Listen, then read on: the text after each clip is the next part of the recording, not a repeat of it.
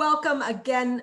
Thank you so much for joining us this evening. This is a program in our Coastal Mountains Land Trust series, and tonight we are going to be learning about reptiles in Maine. And to start off our program this evening, I'm going to turn it all over to Roger Rittmaster, who is here as a representative from the Coastal Mountains Land Trust. Roger, unmute yourself and take it away. Thank you for telling me to unmute myself because I'd have been talking and not even realizing it.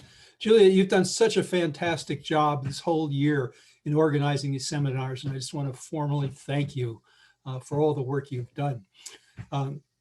It's my pleasure to represent Coastal Mountain Land Trust tonight, and if you live in the Camden area and haven't been on the Round the Mountain Trail, get out there, go on the website of the Coastal Mountains and see where the trail is. The one start is off Hope Road in Hope. And it is just a beautiful, easy trail and goes through excellent woods. And the other thing I want to mention is we are now restarting the Coastal Mountain Nature Program walks, and that will start next month, July 3rd. I just went on the Coastal Mountain website and the walks aren't up there yet, so I'll make sure tomorrow that they get up there, but we'll be having walks all summer and into the fall. The first one will be one of our favorite leaders, which is Eric Doucette. It's now my pleasure to welcome Derek Yorks virtually to Camden, Maine. Derek is a wildlife biologist for the Maine Department of Inland Fisheries and Wildlife. His special interest and expertise is in the area of conservation of uncommon and threatened reptiles in Maine, such as black racer snakes, which is right over my shoulder, and blanding, spotted, and wood turtles. Derek grew up in Rhode Island, but has always been attracted to Maine. He completed his undergraduate degree at Hampshire College in Amherst, Massachusetts, studying conservation biology, animal behavior, and documentary photography. So he's a photographer too. He completed a master's degree at the University of Massachusetts, studying the effects of road passage design on turtles. He joined Maine Inland Fisheries and Wildlife in 2013, has been working there ever since. Derek's hobbies include photography, art, music, gardening, and antique motorcycles. He currently lives in Frankfurt with his wife and 2 young kids, so I have no idea how he has time for any of his hobbies. So welcome again to Camden, Derek, and take it away. Thank you. Okay, thank you, Roger, and thank you, Julia. Yeah, I have no time for any hobbies. Those are things I did in the past. But luckily, one of my main interests also happens to be what I do for a living, so I get to do plenty of work with reptiles and amphibians. Let me go ahead and share my screen and just launch right into things. Bear with me a sec. Okay, hopefully everyone can see that.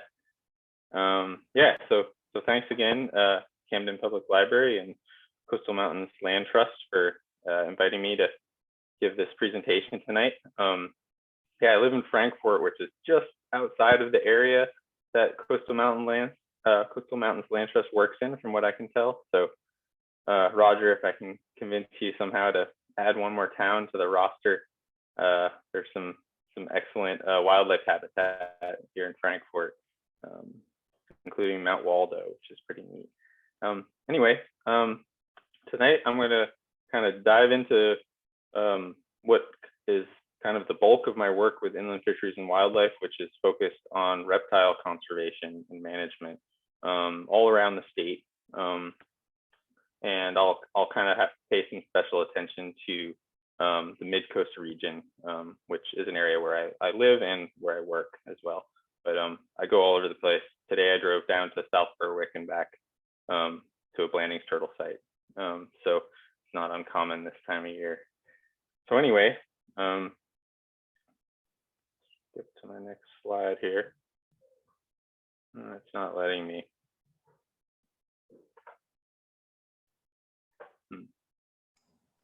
Oh, there we go.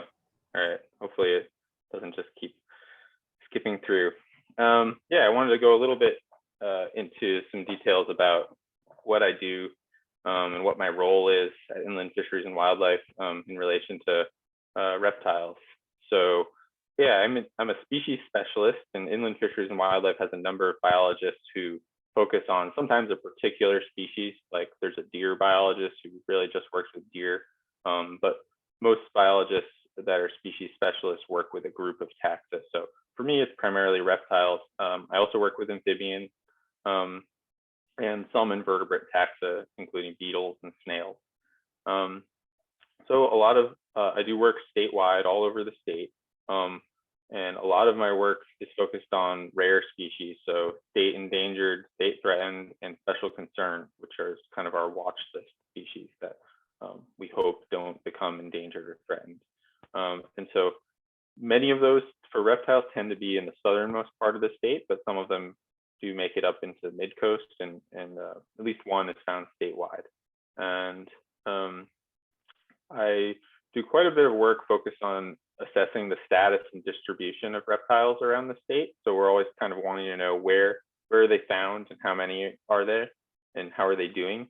And there's also more research bent to some of my work, usually focused around kind of applied research connected to conservation and management. So looking at habitat selection, response to different kinds of development.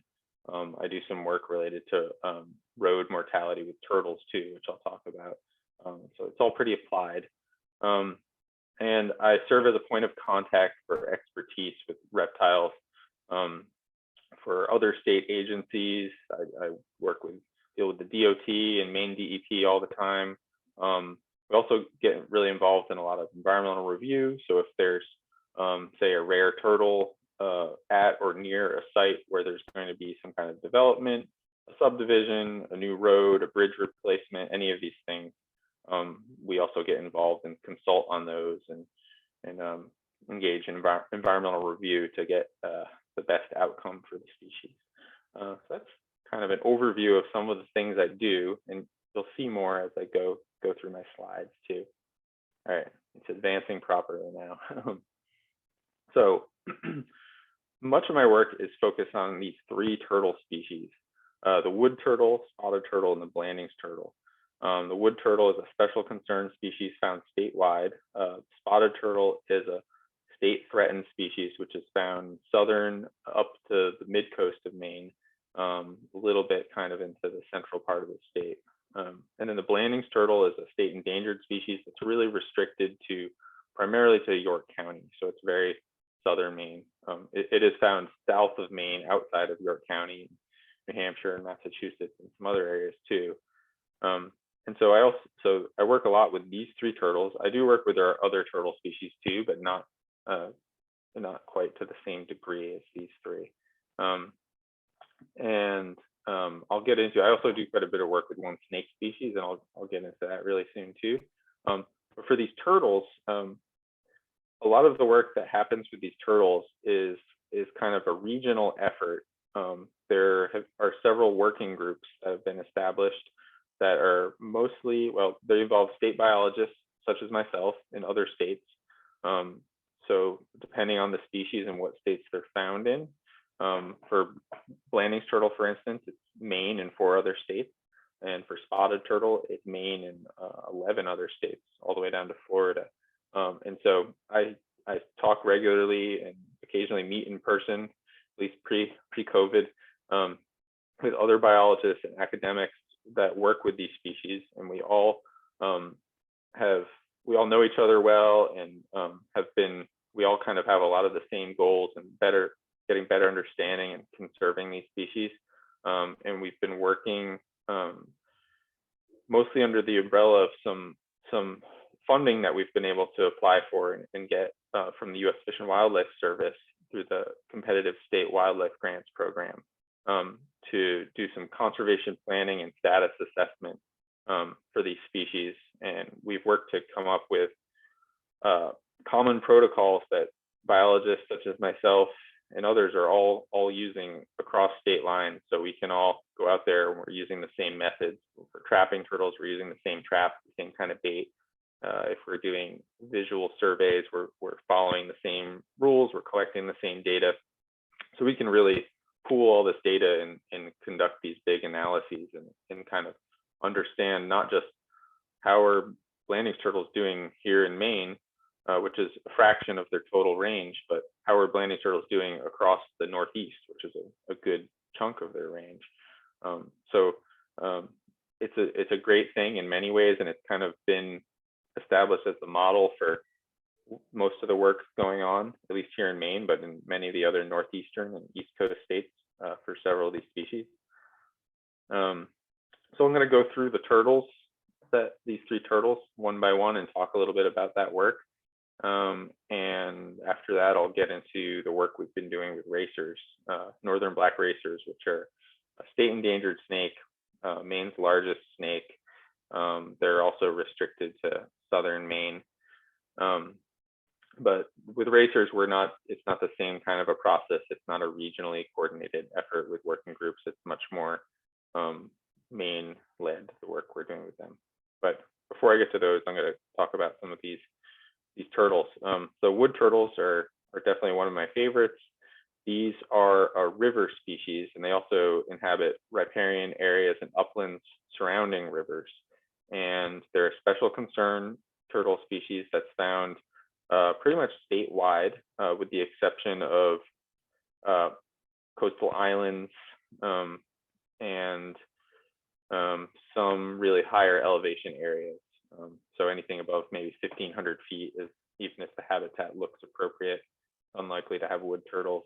But there's a lot of streams and rivers around the state of Maine. Probably everyone here knows that, which is a really cool thing about Maine. And wood turtles are a stream and river specialist, and forested streams and rivers are primarily what they do inhabit.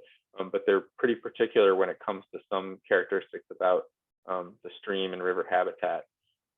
It's sandy and also gravel and cobble substrate streams and rivers.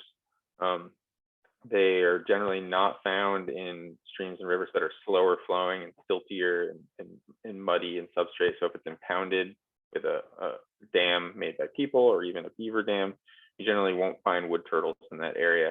Or if it's a fast flowing stream, that's kind of water tumbling over boulders coming down the side of a mountain, that's also kind of outside of what they like for habitat. They're pretty particular. And so most sites, most rivers that have them and streams, the habitat is really only suitable in certain kind of reaches of the river, and they won't be found in any major numbers in areas that are kind of outside of that kind of sweet spot. So wood turtles are threatened by habitat loss, habitat fragmentation, as well as direct sources of mortality, which include roadkill, mortality from agricultural machinery, particularly haying and mowing, when there's hay fields and other kinds of fields right next to their stream habitat. I did mention they spend quite a bit of time in uplands, and I'd say among Maine turtles, with the exception of box turtles, these are the most terrestrial species we have. So like most other turtles, and definitely all of our other rare turtles in Maine, wood turtles are long-lived and late to reach maturity, which makes their populations especially sensitive to any kind of mortality, especially if it's affecting adults. So with animals that take, say, 12 to 14 years to reach maturity and start reproducing, once they reach that age, under natural conditions, they would have a high rate of survivalship and be likely to live year after year for many years and often decades. So anything such as roadkill, that if just a few turtles in, say, a population of 40 wood turtles are getting killed every year, you quickly, that rate of loss of those adult turtles, is too fast for the turtles to kind of replace themselves. So turtles in general are really, really sensitive to anything that increases the mortality, and it's the adult life stage that's most vulnerable. Hatchlings and young turtles are experience naturally high levels of predation.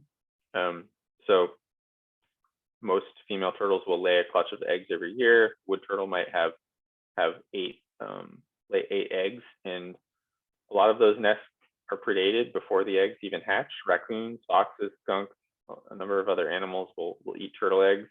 And for those eggs that do hatch, a lot of the hatchlings are predated by a whole range of wildlife as well. And much of that is natural, and turtles have evolved with those kind of predation pressures, but they haven't evolved with things like cars running over the adult females when they're going to lay their eggs. And so it's something that kind of can really throw their populations into a negative trajectory. So some of the work that we've done with wood turtles here in Maine, a lot of it's been getting out there and following these standardized sampling protocols to survey for wood turtles in sites where we suspect there may be healthy populations, or we know of them but haven't had a chance to really evaluate them. And doing this, like I mentioned before, in the same method and the same methodology as other biologists in other states, and with the goal of building what we call a conservation area network, where we're identifying all these sites that have the species and collecting data about the turtle populations there, getting demographic data, but also getting data about the landscape condition. Is there a lot of development at this site in the uplands around the river?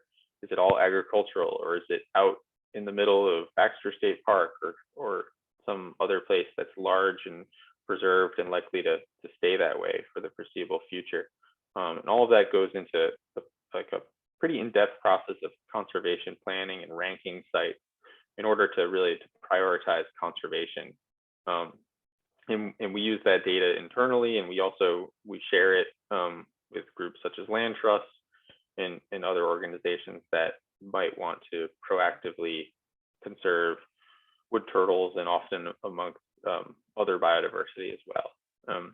And so another aspect of this work has been genetic sampling, so collecting blood from wood turtles in order to look at genetic diversity within and between populations, comparing different watersheds to understand if some of them may have been isolated from each other and might represent unique genetic lineages.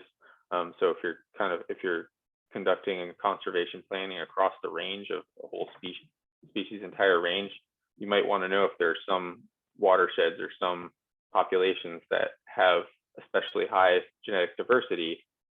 Those that may bump them up on the ranking list as sites you might want to pay closer attention to.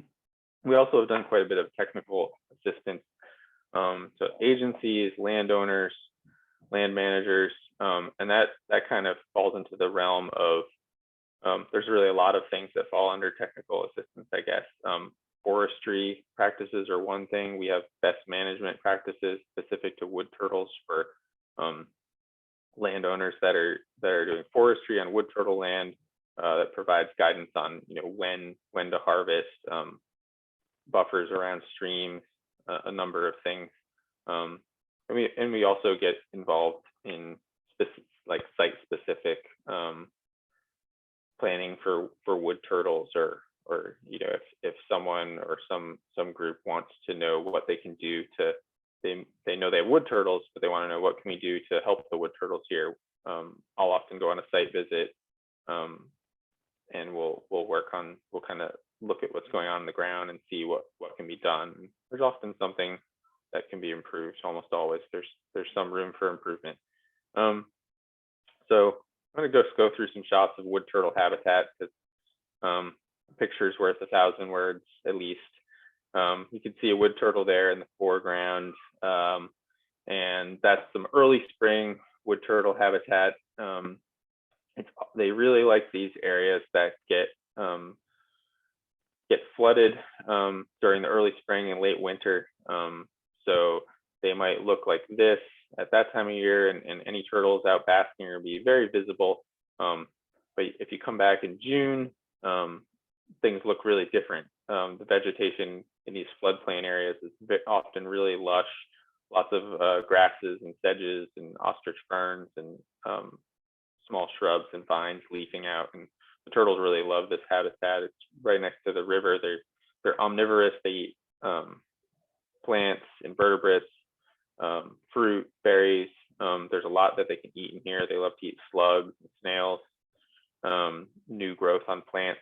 And it's right next to the river. And they kind of they kind of bounce between river and upland quite a bit. And as the season goes on a little bit, wood turtles often spend more time in the upland during the kind of middle of the summer, and move back into the streams during the winter, and that's where they actually overwinter, is down in the water. So a little bit about the Blandings turtle work that we've been doing.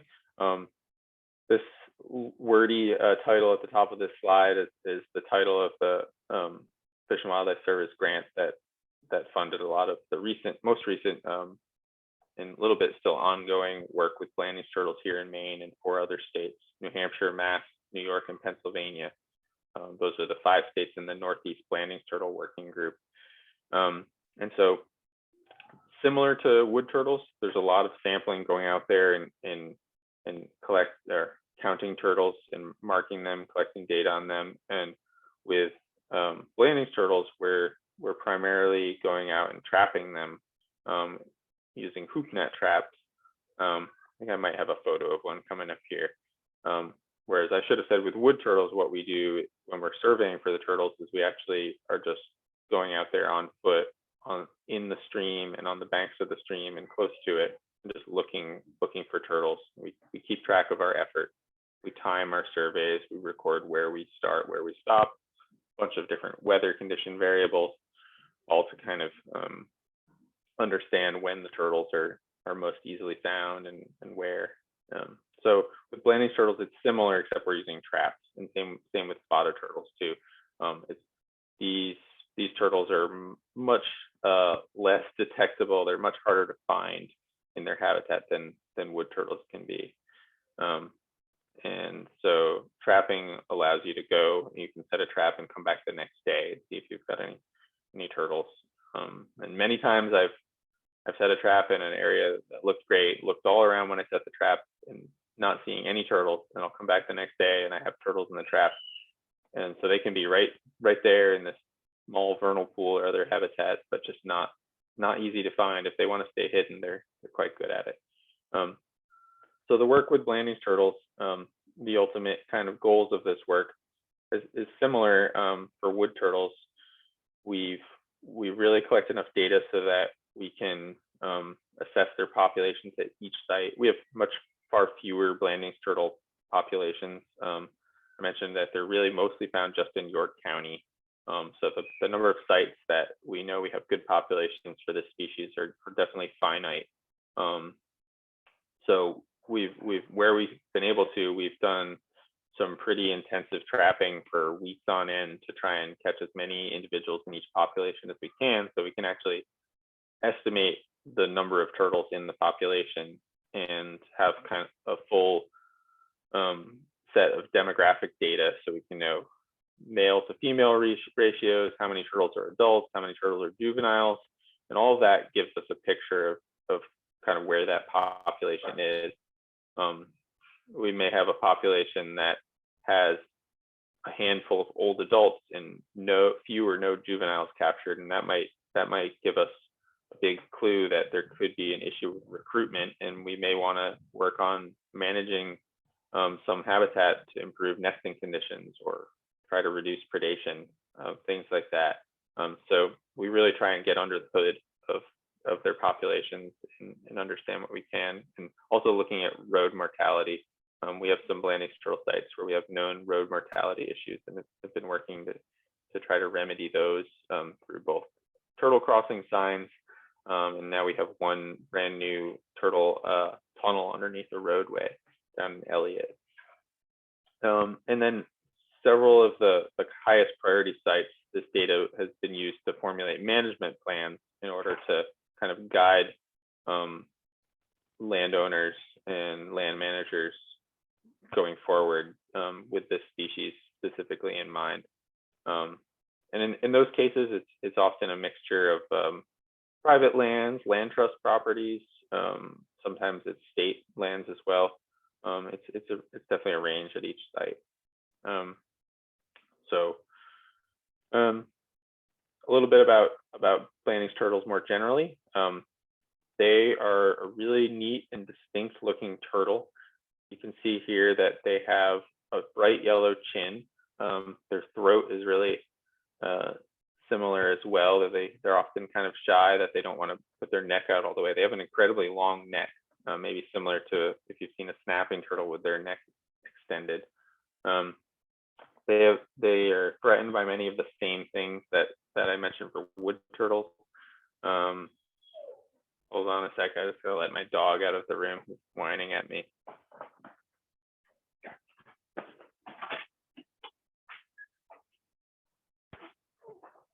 Sorry about that. He's an old dog and has a lot of needs lately. Oh, sorry. So habitat fragmentation, road mortality, and habitat loss are all big threats for the species. In the southernmost part of the state, all these things are kind of even much more severe than much of the rest of the state. So compared to wood turtles, where we have wood turtle populations all over, including townships where there aren't even any permanent human residents, Blanding's turtles are all in these southern Maine towns. Some of them have experienced a lot of development and continue to, and have some very busy roads. So it's a big issue for this species, and it's a good part of why they're listed as endangered here in Maine. Their habitat includes freshwater marshes, shrub swamps, vernal pools, sometimes beaver impounded wetlands. Most sites where you find Blanding's turtles include a range of diverse and shallow wetlands. And the turtles rarely use just one wetland. They'll move between wetlands throughout the season in order to find food, to find mates. They'll spend time on land. They're really not shy about moving all around the landscape to find the resources that they need. And it's one of the things that it makes them really fascinating as a species, and that they're kind of weave together all these separate wetlands to make their home range and find everything they need. But it also makes them especially vulnerable to things such as roads, because they end up crossing a lot of roads during this process. So hold on again 1 second. Sorry about that.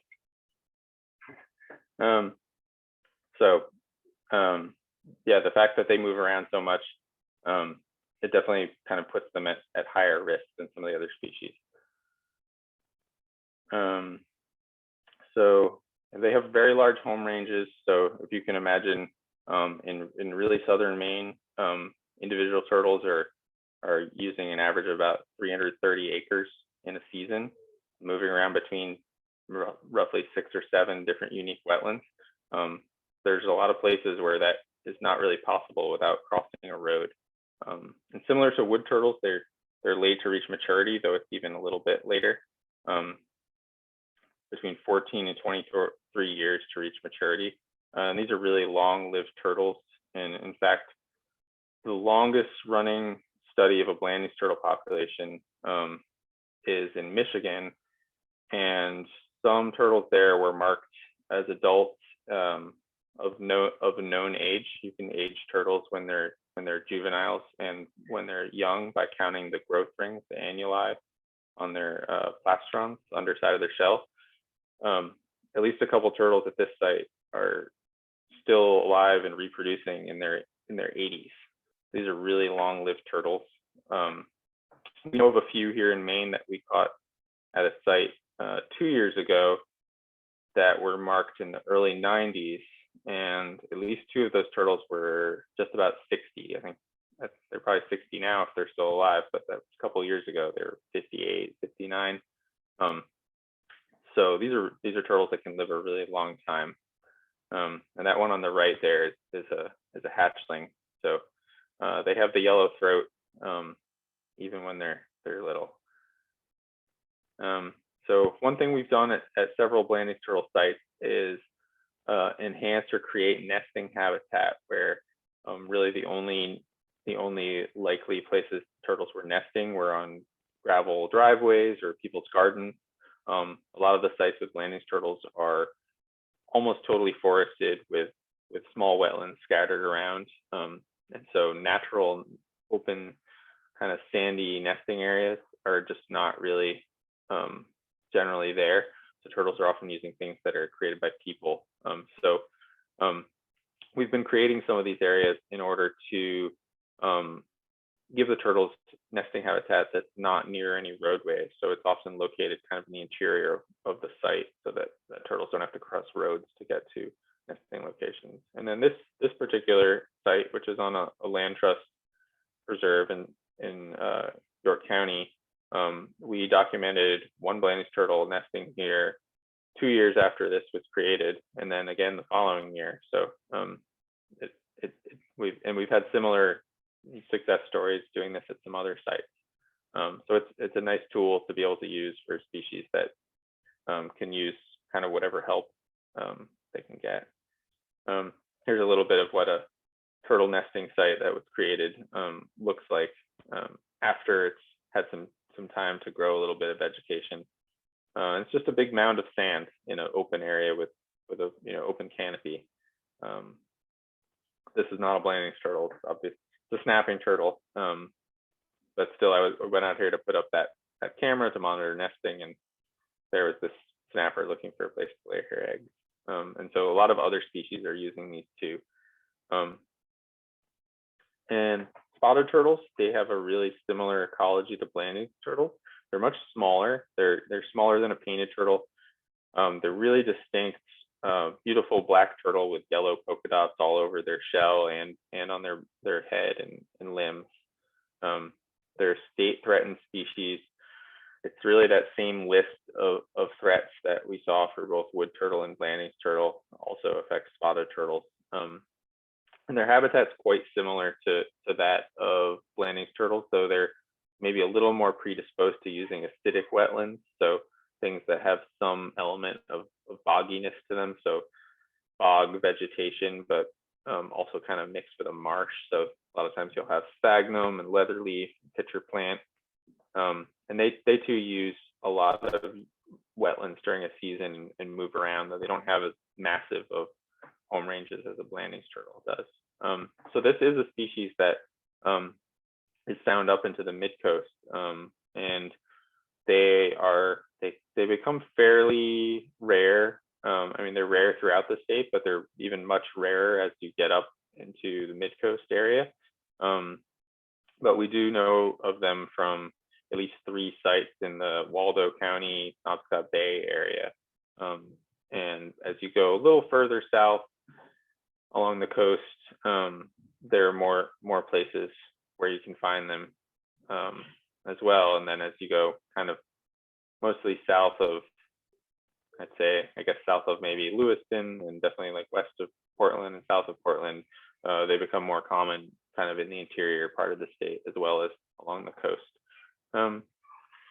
So they're kind of an unmistakable turtle. There's no other turtle you're going to see that's black with yellow polka dots. And that one on the left there in my hand is an adult. So we've done a lot of the same kind of work with spotted turtles that we've done for Blanding's turtles. We're trying to identify where our best locations are, and we're mostly using traps. We also do some visual encounter surveys where we go walk through the habitat during a timed survey, looking for turtles during good weather conditions. And this has allowed us again to get into some regional conservation planning, and also begin some long-term population monitoring, where we go and we sample a site, we mark turtles, and we can get a population estimate. And then our plan is we return to the site in the range of 5 to 10 years and look to see how are the turtles doing. At that point, with applying the same effort, we should be able to detect any changes in their population, either positive or negative. So turtle road mortality mitigation involving spotted turtles and some of the other species I've mentioned, as well as our common turtle species, is another thing that I get pretty involved in. We've done some projects. We've done quite a bit of work to identify road crossing hotspots, so places that have much more turtle activity on the roads than average, and including a citizen science initiative led by Maine Audubon and kind of co-led by IFW to get out there and identify and document turtle road mortality or road crossing locations all over the state. This is a turtle tunnel down at a site down. It's not on a driveway next to a busy road, but it's a site where we've had quite a few issues, mostly with Blanding's turtles, but also several other species down in Elliott. And so it has fencing, which kind of funnels the turtles towards the structure, and the structure is very open, has lots of light coming through, which is important for the turtles to be willing to go through it.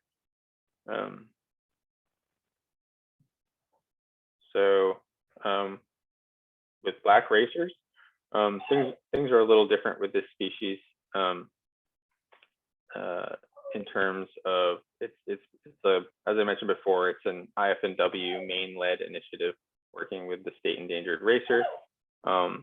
It is the largest snake in the state of Maine. They're really pretty distinct. They can get up to 6 feet long, though most really large ones here in Maine are closer to 5 feet. And this species is mostly found in York County, though they do make it up into up the Saco River Valley, up into the Freiburg Brownfield area in Oxford County. But primarily, a lot of the work with the species is kind of in the Sanford area and some of the surrounding towns, Wells, Kennebunk, Lebanon, the Berwicks, that whole part of the state, where this is a snake which is something of a habitat specialist here in Maine, where it's on the edge of the species range. They are found at sites that are predominantly sand and gravel soils. They prefer early regenerating vegetation or scrubby vegetation. I'll go through some slides of their habitat in a moment, but most of the work we've done with this species has been focused on implementing a population monitoring program. We've also been working to try and identify which sites with historical records still have racer populations and where there might be some other populations that we don't know about or suspect exist. So since about 2016, we've been doing quite a bit of work with this species every year. I mentioned it was a state endangered species. Habitat loss and fragmentation and development are all threats to this species. Road mortality is, as far as we know, is not as big of a problem with the species as it is for turtles. But like many other early successional species, like the New England cottontail and several different birds, racers, their available habitat in the part of the state where they occur has really shrunk in recent decades as development has happened in formerly open areas that were maybe old pasture or farmland kind of grow back into forest. So those things working together have limited the areas that are suitable for the snake to be found in. But it's typically found in dry upland habitat. I'll show some examples of some of that coming up. So yeah, we've been, in addition to going out there and confirming where they're found, a number of these sites we've gone even a little more under the hood, and we've been doing radio telemetry, radio tracking racers to determine what their habitat use is at that site. So a lot of that has to do with most of the data we have on racer habitat use and habitat selection has been from just one study site from about 10 years ago. And so we're interested in finding out what's true at this one site, is that universal, or does it vary at different sites? Because we really just hadn't done that.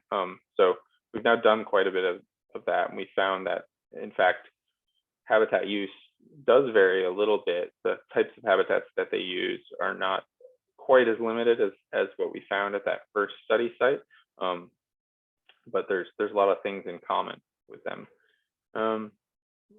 So we've also been working to determine the relative abundance and get at population estimates at some of the better sites.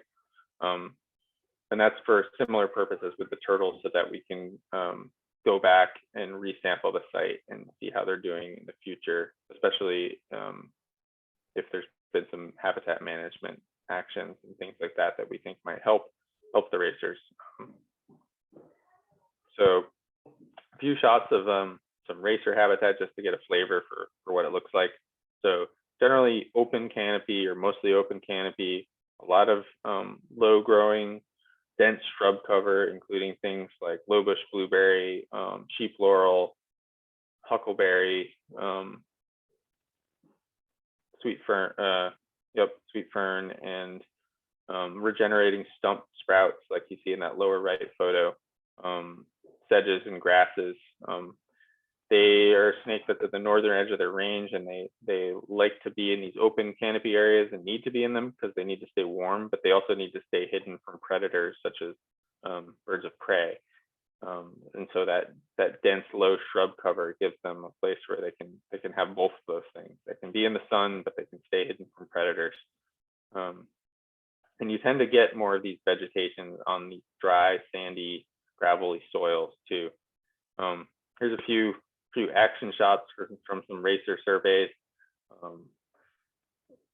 just to see kind of how big these snakes are, and you see a little bit of how much fun it is to be out there finding some snakes.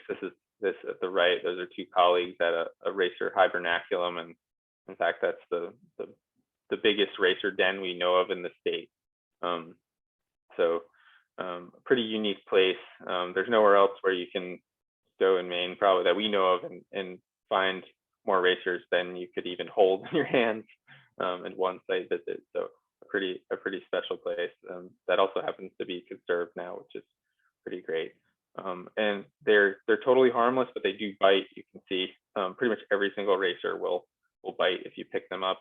So it's not something you need to worry about. If I wasn't picking them up, I would probably never have been bitten by a racer. So they're not going to come after you, contrary to what some people might have heard. So it's any snake bites I get, it's my own fault for catching the snake. So each racer that we capture, we mark that individual, and so we actually do some small little clips of the ventral scales on the belly of the snake, which doesn't hurt the snake, and it kind of provides like a temporary scar that might last a year or two. And every time the snake sheds its skin, that heals a little bit, and after about 2 years, there's no longer anything there. But in the shorter term, we can know if we catch a snake, we can know if it's one we've caught before, and we can identify what number that individual is. We also give them pit tags, which are a little passive tag that goes under the snake's skin, and then we can scan that, and that snake will have a unique number, and that does last for the whole life of the snake. So you can see here, that's a pretty average sized adult racer. It's tricky to measure snakes. They don't really like to stay in a nice straight line, but with some help you can do it, and you can even do it by yourself, so it's always nice to have help doing something like that. So we collect a whole bunch of data on every snake we capture, and a select group of snakes from several sites have gotten radio transmitters implanted. So this is a veterinarian that we work with who does all of our snake surgery. So when we have snakes that we're going to radio track, we give him a call. We say, hey, we've got some snakes for you. Is it all right if we bring them by? And he'll do these surgeries. The snake goes under for just about 20 minutes. It takes very little time. It's a small incision. The radios are quite small, about the diameter of like a Bic 10 or something, with a long stainless steel braided antenna on it. And so that goes in the snake, and we hold the snake for about 24 hours to make sure everything's okay. And then we release the snake back where we caught it. And that allows us to go out and locate that snake, usually about twice a week, and the radio lasts for about a year. So we get a full year long picture of habitat use for that snake, where they spend the spring, where they spend the hot part of the summer, where they lay eggs if they're a female, where they overwinter. All these things kind of give us a picture of what that population is using and what that individual is using. So here's my field assistant. His name's also Derek. This is Derek Moore, out at a York County site tracking one of our racers. I think this was the maybe end of the season. We always go out in November or so and try to confirm where they're really spending the winter, because they can often move around, and you have some warm weather at the beginning of November. You might not think snakes are doing anything, but they often are. So if it's 55 degrees and sunny at the beginning of November, the snakes might be doing something.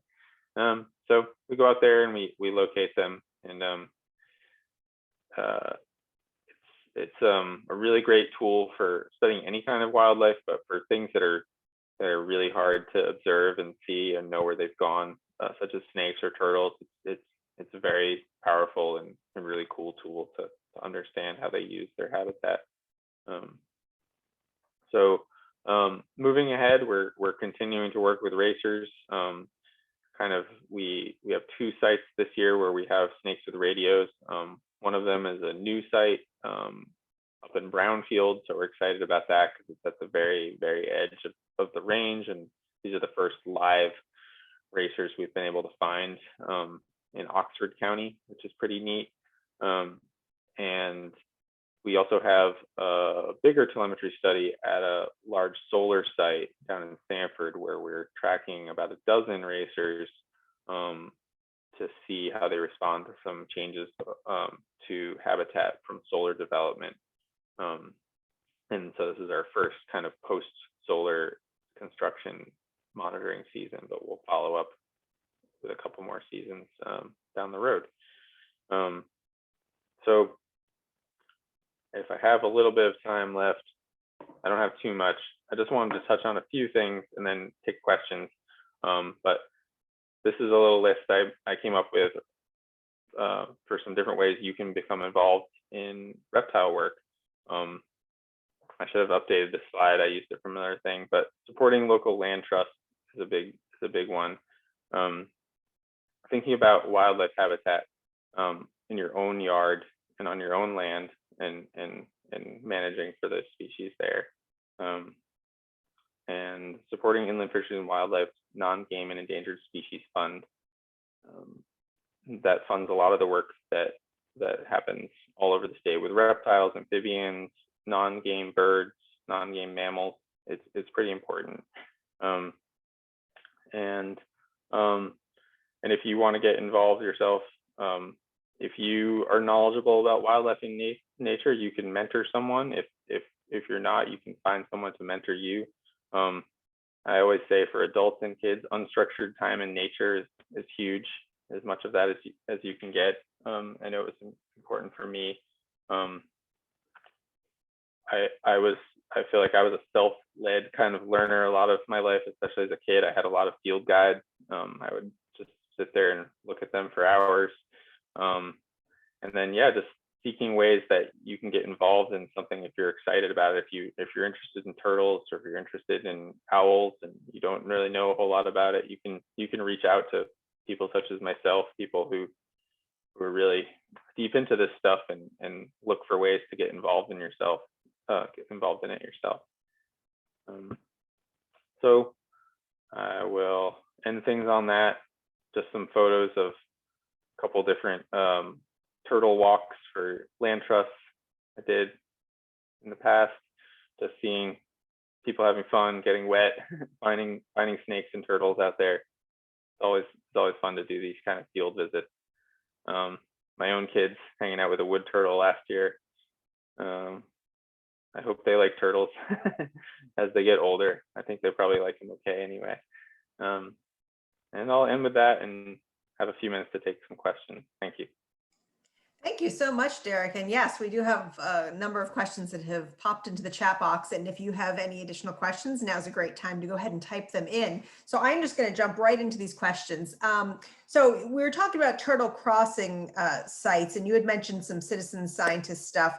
And is there a website or an email address where people can report where they're frequently seeing turtle crossings happening? There is, yeah. So if you, I don't have a link to it available right here. So I think I might have, let me go one more slide. It's hard to read. Okay, so that middle link there, it's probably really hard to look it up, but that is a link to the iNaturalist project for the turtle roadkill survey project. But you can also, if you were to Google Maine Audubon turtle roadkill project, that would probably be your best bet to look at that. But you can have, there's a pretty easy way, mostly by using the iNaturalist app, to report turtle road crossings or mortalities. I added 3 or 4 on my drive today that I happened to see dead turtles on the road. Okay. It takes hardly any time to do, which is nice also. Thank you for letting us know about that. And in fact, just to expand upon that, Scott wants to know, does the state supply signs where there are high turtle crossings? Well, we do sometimes. So what we've typically done, and I guess continue to do, is we are always looking for information that might tell us kind of where the really high mortality or high crossing locations are, these hotspots. But we do require some data on those. So, but anyone could actually collect that data, especially by, say, using this app. But basically, the signs are only going out places that are kind of in the higher tiers of numbers of turtles on the road, just because we have limited places where we have limited signs that we're able to put out. So we do typically add maybe one road segment per year that gets signs, and they're also usually affiliated with some of the rare species, though not always.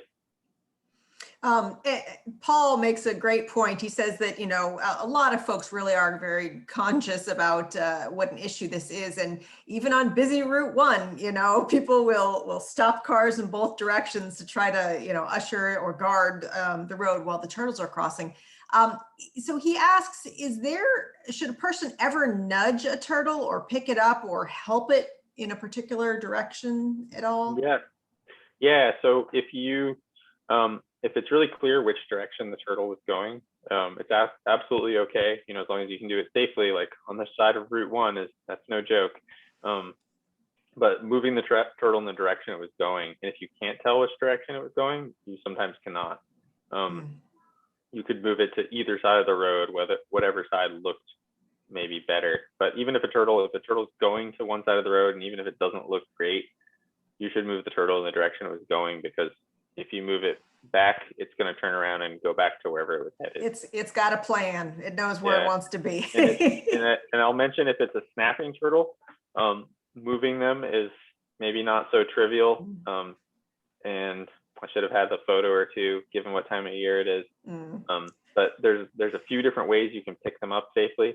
And what I usually recommend to folks, if they are willing to pick one up, sometimes you can kind of just let the turtle move on and do its thing, and I even do that when that's the best option. But if you need to pick the turtle up, a snapping turtle, they cannot reach the back half of their shell with their mouth, but the whole front, the entire 180 degrees around the front, is within reach of that really long neck. Yeah. So if you pick them up by just above each hind leg, so on either side of the tail, and get a real firm grip on their shell, and lift the turtle, but kind of hold that turtle far away from your shins, you can kind of slowly walk them to one side of the road. Derek, I think you need to make some YouTube videos and post those. I know, I've thought about that same thing. So how to move a snapping turtle. Yep. Yeah. No, it'd be great and very helpful. Okay, so we have one more turtle crossing question. David wants to know, do turtles cross at a particular time of day? Yeah, it can vary. It's often not right in the middle of the day, particularly when it's hot, like it's been, preceding today. So first thing in the morning or very late in the day, even towards dusk are good times. But other things can affect when they cross too, such as rain. So if you get an afternoon shower, a lot of times turtles will, especially this time of year when most of the turtles moving around are females going out to nest, they like to nest right after it rains. So a lot of times turtles are kind of hanging out, maybe ready to nest. We usually call it staging. They're kind of just waiting around for the conditions to be good. And then if it rains, a lot of times they'll come right out after that rain. So that's a time to be especially vigilant. But otherwise, I would say towards the beginning of the day and towards the end of the day. Yeah. Okay, so just, again, talking about nesting, Sarah wants to know when you talk about manipulating the environment and you were creating those sandy nesting areas, do you have to constantly keep weeding those or do they kind of maintain themselves for a while? Yep, good question. So they do require some maintenance, but it's pretty much pure sand from a sand pit that we're using. So most plants don't really thrive in a big pile of sand. There's kind of a smaller suite of plants that will put down roots and get established there. So it takes a while for the sand to really get colonized. But so far, what we've seen is about every 3 years, and then maybe 3 years in, and then every other year we have to do some weeding of the sand. But it's not even every year. So yeah, it kind of just comes down to there's a smaller number of plants that will really take up in that sand, and then actually when they do, pulling them out of the sand is usually pretty easy. That makes sense. I mean, I've got sand in between the cracks in my walkway, and those weeds come out pretty easily. Yeah, it's definitely easier than like clay soil or something. Absolutely. By the way, Paul just posted a link to a YouTube video on how to safely pick up and move snapping turtles. So thank you very much, Paul, for doing that. That's in the chat section. No, I don't have to do it. You would do it much better, I'm sure. So there's also a question here. If someone was to attract turtles to their woods, would building a pond help? And if so, how wide and deep should it be? And what other types of habitat should be used to cultivate for turtles? Yeah, good question. So it would depend on the species of turtle. There are a lot of ponds out there, and they're not all like equal in terms of like the habitat value for turtles. The ponds, like just generally speaking, and mostly this relates to some of the more common species like painted turtles and snapping turtles, ponds that have a diversity of shallow and deep areas and a diversity of vegetation, and are surrounded by vegetation, like if it's shrubs and forest or a field, but things like lawns right down to the edge of the pond, and the pond with no logs or rocks in it, or no shallow areas with a lot of pond weeds or water lilies or rushes and things like that. Those places generally have few turtles. Like the habitat just doesn't, it's not a high value habitat. So anything you can do to make the habitat itself like diverse in terms of vegetation, water depth, structure, all that stuff, all that complexity will help attract turtles. And then in terms of size, even small wetlands can be good. And in terms of turtles actually using it, it probably depends a lot on kind of what's in your neighborhood. If there's other wetlands real close by that have turtles, and you make a pond, or you're pretty likely to have turtles come and use it. But if it's really far from anything else, it's unlikely, or it may take a long time. That makes sense. Absolutely. Speaking of turtles ranging, so John wants to know, in the absence of habitat fragmentation, would we expect the turtle populations to their range in Maine to expand due to climate change? Yeah, good question. That's definitely something I think about. I would say yes, and it would probably happen quite slowly, which most things with turtles happen quite slowly. But so they're really different than, say, like, most songbirds. They're able to really quickly just react to changes. If there's a clear cut 10 miles from the nearest population of the type of the yellow warbler, something that likes brushy areas, they'll be able to, when it starts to become suitable, they'll probably occupy and find it right away. With things like turtles, they don't have that ability to like strike out and find new areas that are far away. They have to kind of really hopscotch, and they're often more constrained too by things like mountains, sometimes even large rivers, definitely salt water, and so and elevation too. So there may be areas that become climatically suitable for turtles, but there may be barriers, both natural and human-made barriers. So, but I would say yes, in the big picture over the long term, I would say yeah, absolutely, they would expand their range and colonize. We've got a couple more questions and we'll try to get through them quickly because it's a little bit after 7. So David wants to know, how does a turtle trap work? Yeah, good question. Should have had a good photo of one. Essentially, it's a minnow trap. So if anyone's seen like a funnel, if you have a funnel entrance with a small hole here and it gets wider, the turtle comes in that way and they kind of squeeze through or go into that small entrance, and then to leave the trap, it's much harder for them to find that way that they came in. But we do bait the trap, and typically we use sardines. You can use a lot of different things, but sardines are kind of, I don't know, they're easy in a lot of ways. And who can resist sardines? I mean, well, I can resist them now that I've trapped a lot of turtles and handle a lot of stinky sardines. but turtles can't resist them. Can you tell us a little bit about how you mark a turtle? You explained the process pretty extensively with the snakes, but if you could just talk about I should have covered that. What we do is around the margin of a turtle shell, there are each kind of plate on a turtle shell is called a scoop, and on the top of the shell, the carapace, there's 12 marginal scoops on each side, and so each of those we have a code, a notching code, and each of those gets a unique number, and so you can by using a small metal file, we file a little notch in each scoop that we want to be a number. So if we want, it's easier to explain if I had a little diagram, but say if you wanted a turtle number 1, there's just one notch that's the number 1, and then next to it there's a notch for number 2, and so that would be just a single notch for number 2. But if you wanted turtle number 3, you would notch the number 1 scoop and the number 2, and it adds up to 3. And so by doing that, there's something like 15,000 and change unique numbers that you can get using the system we most commonly use. That's very interesting and sounds extremely complicated. But once you crack the code, you know it. Yeah, if you have the decoder ring, it's easy.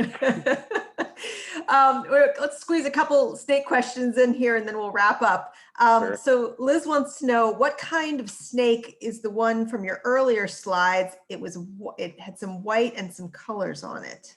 I'm trying to remember. Probably a black racer from the very beginning. It might have been. She says, what kind of snake in one of your early slides, white with some other colors? Well, I can just zoom back and I can't quite remember. It may have been a racer, but we'll just go back here. Maybe while you're skimming for that, another question was, sure. will duck? Oh, this one. Oh, that one. Yeah. That's a milk snake. Milk snake. Okay. Yep. And will ducks eat baby red sliders? Ducks? Probably not. I haven't heard of that, but a lot of wildlife eat baby turtles. So when they're really little, their shell is pretty soft and it just doesn't really provide a lot of defense. Frogs will eat baby turtles. a lot of things. But I don't know about ducks. I've never heard that. Well, here, this is the perfect question to end on. Is there a way to contact you to ask questions? So if we didn't get your question tonight, or they'd like to Yeah. follow up, how can they get a hold of you? Let me go through my email is probably the best way. My email is Derek, DEREK, .yorks, YORKS, @maine.gov. And I know I have it in my last or second to last slide. There we go. Yep. Read that. Perfect. That's the best way to reach out. Got a phone Feel number free to too. reach out with questions. Excellent. Well, thank you so much, Derek. This was extremely informative. And as I said at the beginning, very, very perfectly timed for the season that we are in. Absolutely. Yeah, for sure. Sorry about my whining dog. I don't know if anyone could hear that, but he was really distracting me anyway. Oh, it's fine. We can hardly hear him. Don't worry about it. He's a whiny old man dog that has a lot of needs lately. Well, we appreciate you taking the time and doing this presentation for us. Happy to do it. We have some, thank yous in the chat box here too. And again, I want to remind folks, this is one of our Coastal Mountains Land Trust talks. So please do check out their website and see what they have got coming up during the summer. And they also have a ton of wonderful resources on there, trail maps, all kinds of things. So please check out Coastal Mountains, coastalmountains.org, I believe, and Coastal Mountains Land Trust. And please visit librarycamden.org. We have a calendar up there that has all of our upcoming programs on there, and you are always welcome to join us. We love a great audience, and hopefully we'll start doing some of these in person again. So I want everyone to have a great summer, and I hope to see you again soon. And Derek, once again, have a great evening. Hey, thanks. You too. Thanks, everyone. Good night, everyone.